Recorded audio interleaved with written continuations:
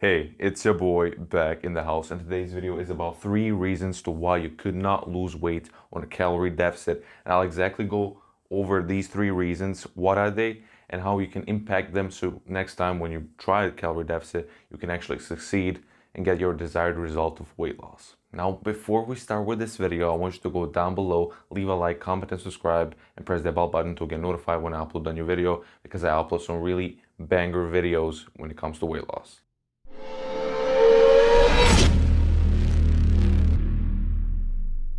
Now, without further ado, let's examine these 3 reasons why I could not lose weight on calorie deficit. Basically, you were in a calorie deficit, but you did not take care of number 1, your hormones. Your hormones are the determining factors what happens to your fat cells. Without your hormones being regulated, you can be on a calorie deficit all you want.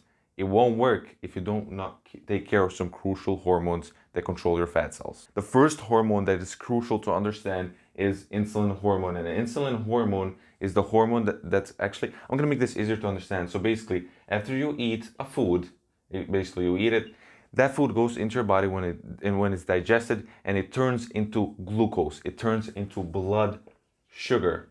So basically, anything that you eat will be turned into blood sugar. So basically, blood sugar is the main source of energy for our body. Basically, that's what our body uses as fuel.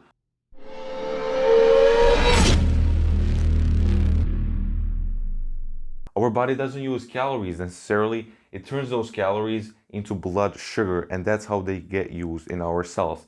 So insulin is the hormone that takes this blood sugar into our cells, of our muscles, of our brain, and where they get used as energy, basically our body can function. And where insulin actually becomes the enemy is when he actually has a lot of extra blood sugar left in your bloodstream. All of that extra blood sugar will be taken into your fat cells where they will be stored. So when your body uses blood sugar and then it doesn't need no more, then the extra gets stored into your fat cells.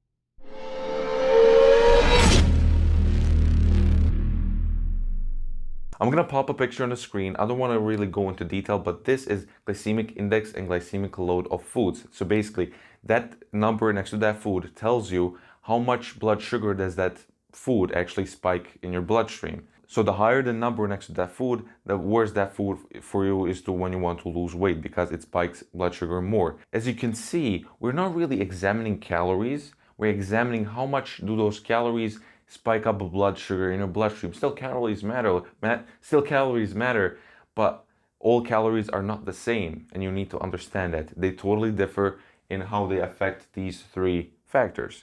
So after you eat a food that has a high number next to them, glycemic index and glycemic load, has a high number next to it. So basically, high food. So basically, after you eat that food, that means that food will spike up blood sugar in your bloodstream as much as possible, blood sugar. And when that happens, there will be a lot of extra left, and insulin will be super high, and insulin will take that blood sugar into your fat cells, because after you eat that food, at that moment, your body has more glucose in the bloodstream than it needs, totally way more than it needs. Then your body will simply need to spike up insulin to actually get that blood sugar into your fat cells, because if that did not happen, you will die. But your body protects itself from dying from extra energy by actually storing that energy into your fat cells. So fat cells are actually good for you, but they make you look like shit.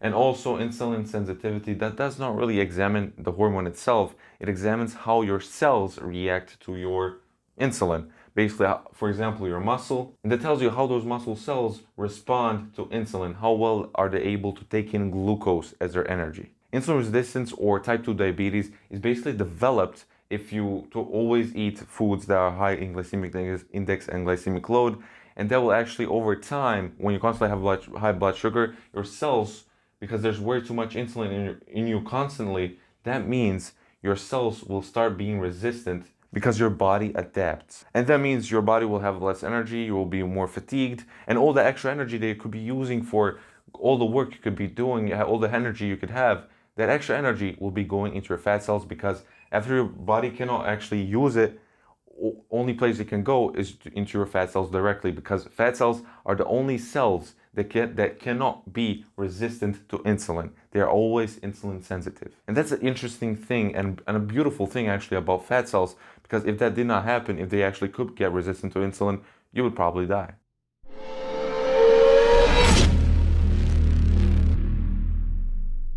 And what you need to understand is also another hormone, glucagon, and also insulin, how they go together. They are released from the same organ, pancreas, and basically this is released from alpha cells, this is released from beta cells.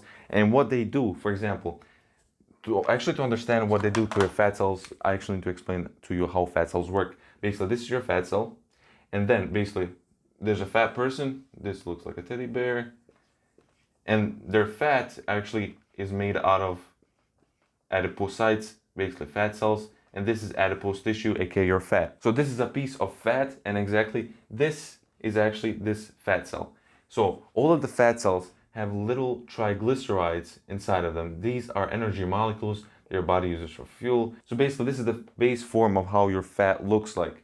This is the energy molecules called triglycerides, and basically when insulin is high, basically when you eat glycemic index and glycemic load, even though you are in a caloric deficit, what's going to happen if your insulin is high, that means you actually have a lot of glucose in your bloodstream, and basically your insulin is going to create triglycerides. And what it's going to promote is a metabolic process called liponeogenesis, basically creation of new fat. And that means your body creates these little triglycerides and takes them and stores them into your fat cells. Basically, there's going to be more of them in the cell, basically, and your cell will expand in size. And if your cell expands in size, all of your cells will expand in size. And when your cells expand in size, a person expands in size as well.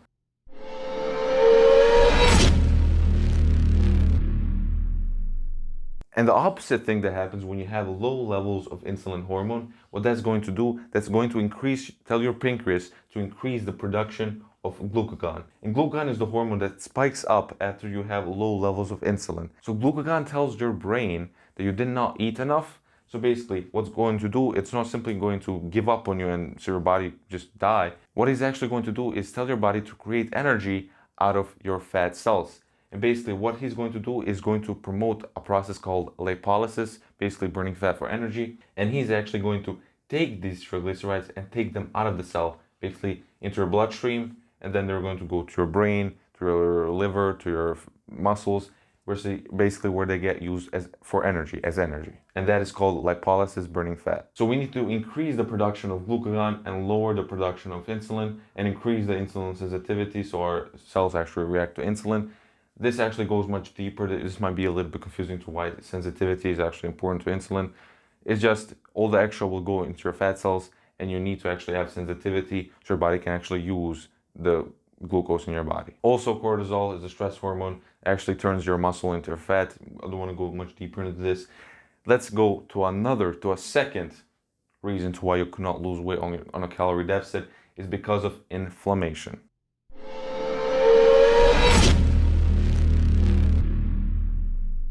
Inflammation is caused by these three factors, basically toxins that you expose yourself to, poor nutrition, if you don't get enough vitamins, minerals, and nutrients in your diet, basically that's going to cause inflammation as well, and also gut bacteria imbalance in your gut. So inflammation is anything that causes cellular damage. So after you actually get cellular damage, what that's going to do, for example, how it affects your weight, that's what we want to know right here. Basically what I just talked about right now. Basically how our cells react to insulin, for example. That's just one of the ways inflammation actually affects our body.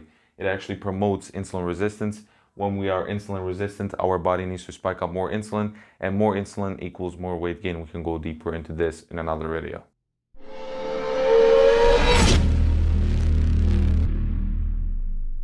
And just another example is a leptin resistance, another hormone called leptin. This is the satiety hormone, hormone that tells your brain that you're not hungry anymore. So most of the people that are overweight, and especially obese, are resistant, their cells are resistant to this hormone. So basically their brain doesn't get the message, you are full, you don't need to eat anymore. And they basically keep on increasing their hunger and their cravings, and they actually lose control and they gain weight even more. So basically your cell can be resistant to insulin, and leptin Those are two main resistances that affect your weight.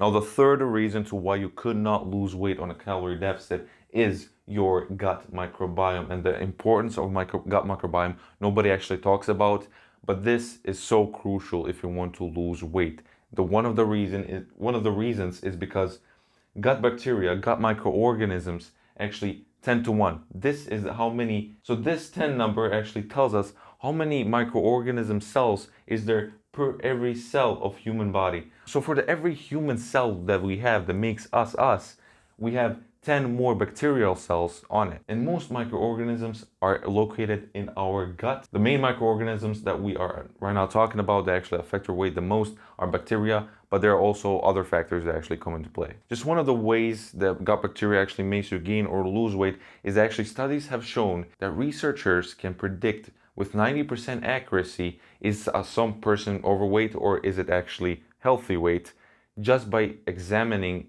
its gut bacteria. Because there are certain bacteria that are linked to the healthy weight, there are certain bacteria that are linked to obese people.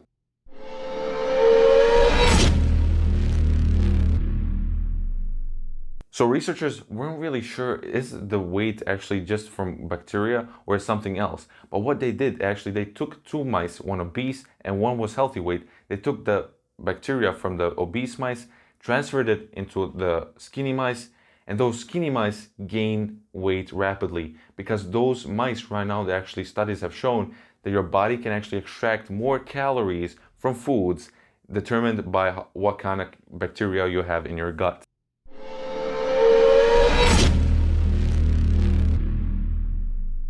This is so mind-blowing information, but it's so true. So when people tell you just focus on calorie deficit, that cannot be further from the truth because calories, your body does not have receptors for calories. You need to understand that. Your body has receptors for hormones and also everything, all of these, gut microbiome and inflammation, they are also what affect our hormones. So ultimately, our hormones are the number one reason what anything happens in our body. If you lose weight, if you gain weight, if you are happy, if you're depressed, all of those are hormonal changes.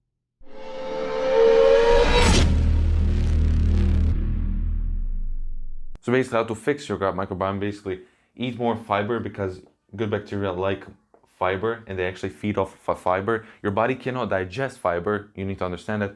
So after you eat fiber, your body cannot digest, only your bacteria can digest it. So the more of good bacteria you have, your body will be able to actually absorb more fiber. And that's actually a good thing because fiber is actually crucial for your health. And if you're healthy, there won't be a block to your weight loss. And if you're healthy, your body will have healthy hormones. If you're healthy, your body won't have inflammation. Basically, your health impacts that. And fiber is crucial, and your gut bacteria is also crucial because it digests fiber for you. And also, avoid sugar. Sugar is the biggest enemy for bacteria and processed foods and fructose because they actually feed bad bacteria and actually they starve good bacteria because good bacteria don't like sugar. I'm just making this concept much easier for you to understand. This is not really accurate. There are no such thing from like good bacteria and bad bacteria. Well, they could be, but it's not really accurate information. But this is just for you to actually understand this concept the way you need it. You actually don't need to understand this into precise detail. You just need to understand it enough in order to get the results that you want. If you enjoyed this video, leave a like, comment and subscribe. Press that bell button to get notified when I upload a new video about weight loss because I post some banger stuff when it comes to weight loss, exactly as you've seen right here. Leave a like, comment, subscribe, and I'll see you in the next one.